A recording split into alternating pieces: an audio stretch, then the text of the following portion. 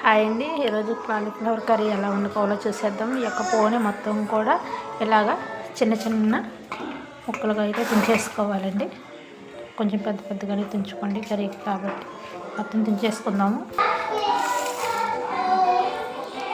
ఇలా మొత్తం తుంచేసుకున్న వాటిని కొంచెం వేడి నీళ్ళు తీసుకొని దానిలో కొంచెం సాల్ట్, కొంచెం పసుపు వేసి ఉడికించుకోవాలండి. 2 minutes మాత్రమే ఉడికించుకోవాలి. వేడి నీళ్ళలో కొంచెం ఉప్పు, కొంచెం పసుపు వేసేసుకొని ఉడికించుకోవాలి. ముక్కలన్నిటిని కూడా 2 minutes మాత్రం ఉడికించుకోవాలి. ఎక్కువగా ఉడికినా సరే మళ్ళీ కర్రీలో ఉడకాలి కదండి, బాగా మెత్తగా అయిపోతుంది. అలా కాకుండా 2 minutes మాత్రమే వాటిని బాయిల్ చేసుకోవాలి.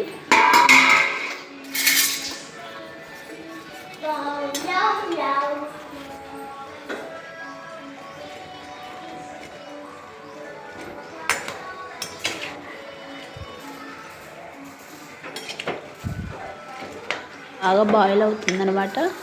కొంచెం వేడి అయిన తర్వాత 2 minutes ఉడికిన తర్వాత వాటిని నీటిలో నుంచి తీసేయాలి.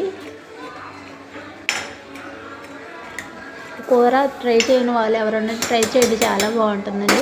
కొత్తగా మ్యారేజ్ అయిన వాళ్ళు కానీ, కొత్తగా కుకింగ్ చేసుకునే వాళ్ళు కానీ తెలియదు కదా ఏ కర్రీ ఎలా చేసుకోవాలని. ఇప్పుడు మసాలా కోసం ధనియాలు, జీలకర్ర, చెక్క, మొగ్గ అన్నమాట, దాల్చిన చెక్క, మొగ్గ ఇవన్నీ కూడా మిక్సీ పట్టేసుకుందాము. ఈలోపు మనకి బాయిల్ అవుతుంది అనమాట. కాలీఫ్లవర్ కూడా పొయ్యి మీద బాయిల్ అవుతుంది. ఇలా బాయిల్ అయిన దాన్ని వేరే గిన్నెలోకి తీసేసుకుందాము. 2 minutes మాత్రమే బాయిల్ చేయాలండి, ఎక్కువ కుక్ చేయకూడదు. మళ్ళీ మొత్తాన్ని కూడా వేరే గిన్నెలోకి తీసేసుకోవాలి. ఉప్పు, పసుపు వేసి ఉడకబెడుతుంటే ఏంటంటే స్మెల్ వస్తుంది కదా పచ్చిగా ఉన్నప్పుడు, ఆ స్మెల్ కూడా మొత్తం పోతుంది అనమాట. ఇలా బాయిల్ చేసుకుని వేరే గిన్నెలో తీసుకోవాలి. తర్వాత వేరే ప్యాన్ పెట్టుకొని సరిపడా కర్రీకి సరిపడా ఆయిల్ వేసుకోవాలి.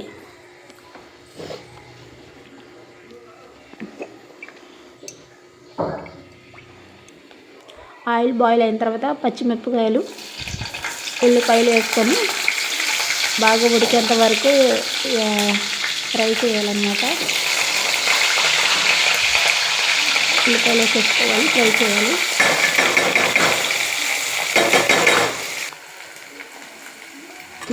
పచ్చిమిరపకాయ ఫ్రై అయిన తర్వాత అల్లం వెల్లుల్లి పేస్ట్ వేసి ఫ్రై చేయాలి.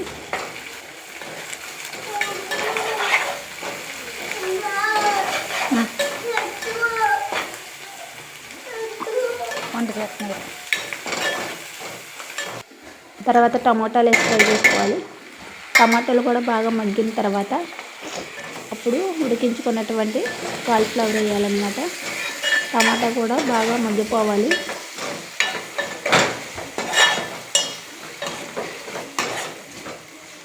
రెసిపీ ట్రై చేయండి. అన్నంలోకి కానీ, చపాతీలోకి కానీ చాలా బాగుంటుంది. పరోటాలోకి కూడా చాలా బాగుంటుందండి. కొత్తగా ట్రై చేసే వాళ్ళు ఎవరైనా ఉంటే ట్రై చేయండి. తర్వాత ఉడికించుకున్నటువంటి కాలీఫ్లవర్ మొత్తం కూడా వేసేసుకోవాలి. టమాటా కూడా మగ్గిన తర్వాత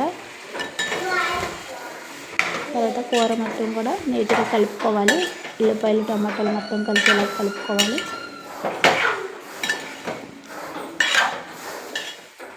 ఈ కర్రీ చాలామంది ఇష్టపడరండి, స్మెల్ వస్తుంది అది ఇదని. ఉప్పు, పసుపు వేసి ఉడికిస్తాం కదా, ఈ స్మెల్ అనేది ఉండదు అనమాట. తర్వాత కర్రీకి సరిపడినంత కారం, 2 spoons వేస్తున్నాను, సరిపడినంత ఉప్పు.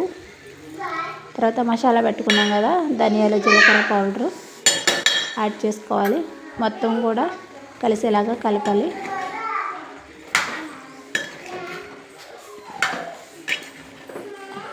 ఒక 2 నిమిషాలు మూత పెట్టినట్లయితే మొత్తం కూడా మసాలా పట్టి బాగా మగ్గుతుందన్నమాట. 2 నిమిషాలు మూత పెట్టేసి మగ్గించుకుందాము.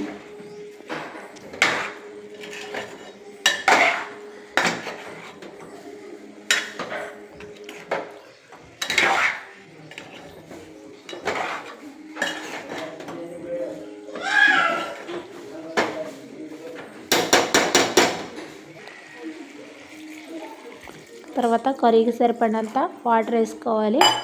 ఫస్ట్ మనం ఆల్రెడీ ముందు ఉడికించుకున్నాం కదండి, కొంచెం వాటర్ మాత్రం వేసుకోండి. కాబట్టి బాగా ముద్దగా అయిపోతుంది కర్రీ మొత్తం. కొంచెం సరిపడినంత వాటర్ మాత్రం వేసుకొని మూత పెట్టుకొని కర్రీ మొత్తం మగ్గించుకోవాలి. మధ్యలో ఒకసారి 2 సార్లు కలుపుకుంటే కర్రీ అంతా కూడా చక్కగా గ్రేవీ లాగా వస్తుంది. ఇంకా కావాల్సిన వాళ్ళు జీడిపప్పు కొబ్బరి కూడా వేసుకుంటారండి. పచ్చి కొబ్బరి జీడిపప్పు కూడా వేసుకుంటారు. కాకపోతే కొందరికి పడదనమాట కొబ్బరి వేస్తే గ్యాస్ట్రైటిస్ వస్తుందనేసి నేను కొబ్బరి స్కిప్ చేశాను. ఇష్టపడే వాళ్ళు ఎవరంటే కొబ్బరి కూడా వేసుకోవచ్చు. కొబ్బరి పౌడరు జీడిపప్పు తర్వాత కొత్తిమీర వేసేసుకున్నాం.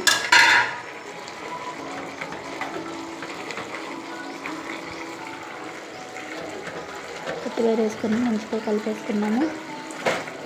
ఇష్టపడిన వాళ్ళు కూడా చాలా ఇష్టంగా తింటారండి. పిల్లలు కూడా చాలా బాగుంటుంది కర్రీ.